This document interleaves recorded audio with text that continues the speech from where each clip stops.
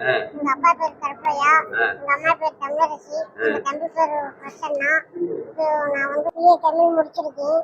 3 வருஷம் முடிச்சுட்டு இன்னைக்கு வந்து பட்டம் கொடுத்துருக்காங்க. அது எனக்கு ரொம்ப சந்தோஷமா இருக்கு. என் தம்பி வந்து 12வது முடிச்சிட்டான். ஊர் வந்து கோஞ்சக்குடி. இப்போ வந்து யூடியூப் சேனல் வச்சிருக்கேன் சொந்தமா. யூடியூப் சேனல் பேர் வந்து குட்டி மருந்துக்கு. சரி, பிஏ தமிழ் வந்து எதுக்கு விருப்பப்பட்டு எடுத்தீங்களா? எதுக்கு அது தமிழ் எடுத்தீங்க? தமிழ் மேல உங்களுக்கு ஆர்வமா எப்படி? ஆமா. சரி, அடுத்து என்ன பண்ண போறீங்க? உங்களோட லட்சியம் என்ன? அடுத்து என்ன செய்ய போறீங்க? யூடியூப் இல்லாம இந்த பிஏ படிச்சதுக்கு என்ன பண்ண போறீங்க? எனக்கு ஏதாவது வேலை போட்டு கொடுத்தா பக்கத்துல. நீ கவர்மெண்ட்ல இதுக்கு அரசு இருக்கா கோரிக்கை வைக்கிறீங்களா?